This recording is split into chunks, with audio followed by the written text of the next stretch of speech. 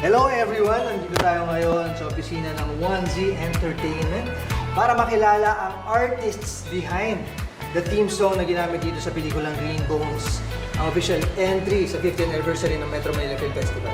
Tara, samahan niyo ako.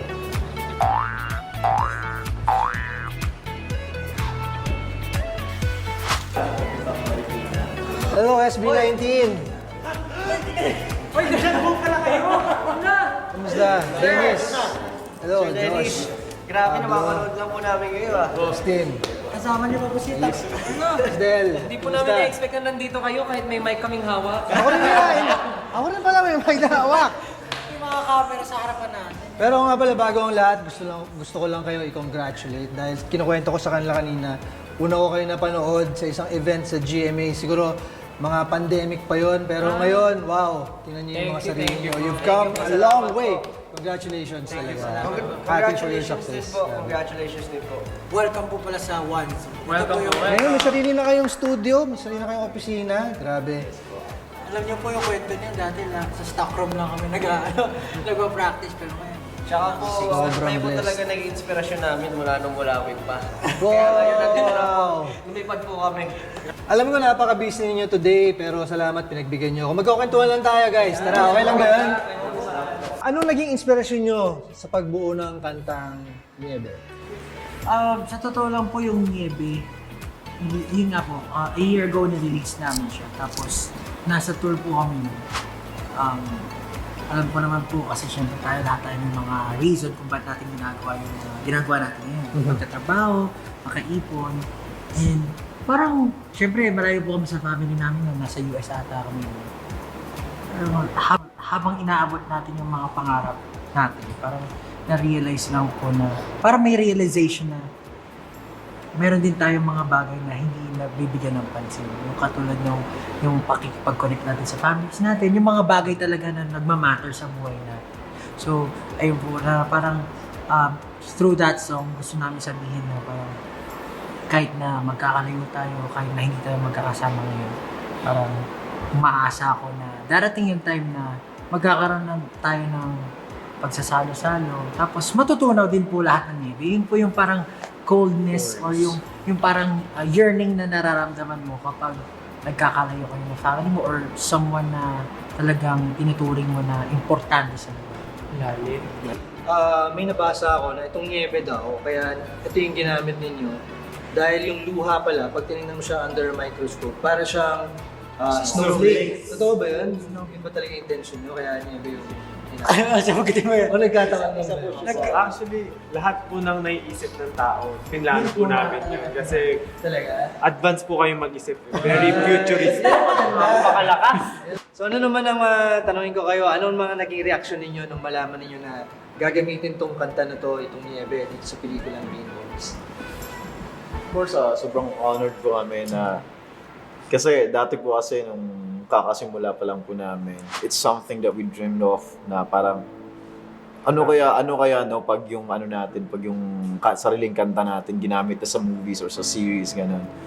So, now that it really happened, now that it's really happening to us, yung mga ganung klaseng bagay, yung craft namin ginagamit na for something, especially sa mga movies mo na mga actress and actors na talagang tinitinigilaan po namin na pinapanood namin dating-dati pa, ang iniidolo namin. So it's very sobrang hindi po siya kapanipaniwala. Sometimes we think about like sobrang thankful po kami dahil nagustuhan niyo po yung Niebe na kanta at napili niyo po na ilagay sa movie niyo po, kaya maraming salamat. Sobrang thankful po talaga na. Oo, thankful din kami. At syempre, hindi lang sa pelikula to, kundi maalala ninyo, ginamit ninyo kanta nila kasama with Ben and Ben sa Pulang Araw naman. Yes po.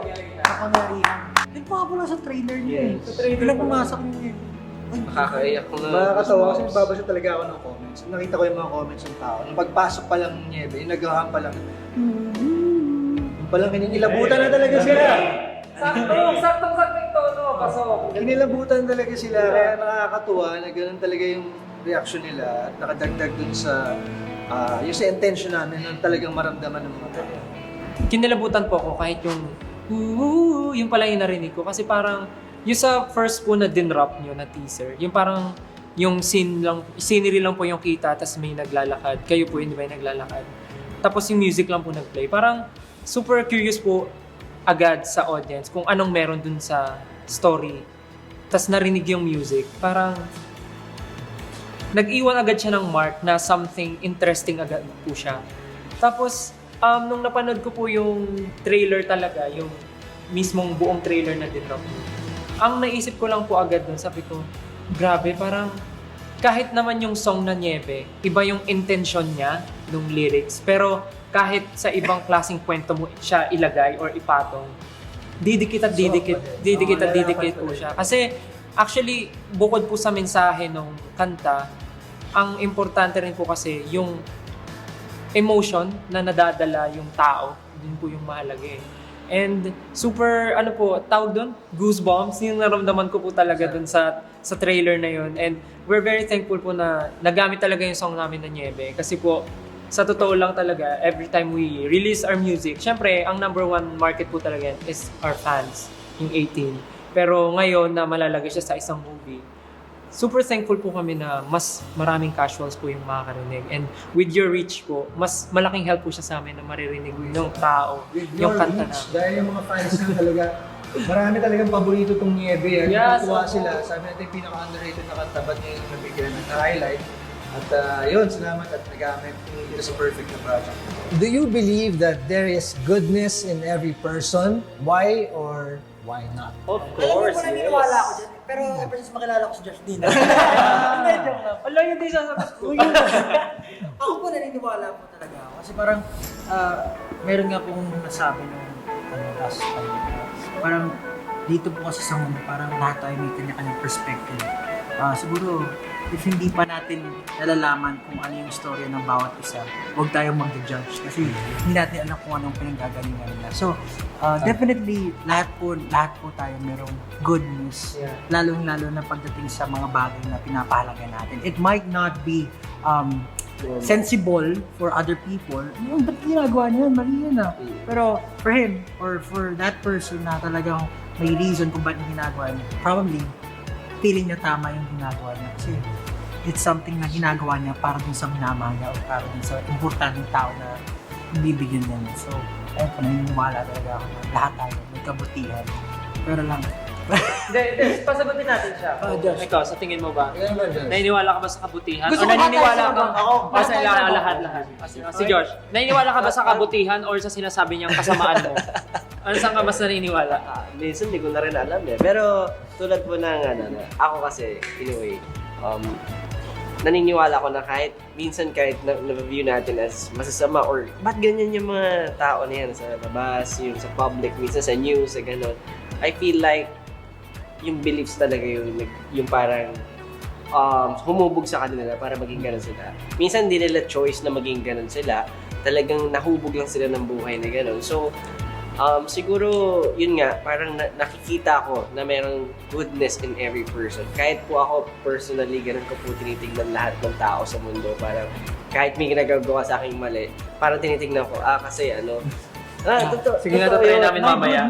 Tatry namin mamaya gawa ng mali sa'yo. Most of the time po kasi, para siyang 10:1. When you do 10 good things, tapos gumawa ka ng isang mali, mas nakikita nila yung mali. Parang nawawala lahat ng kabutihan na ginawa mo.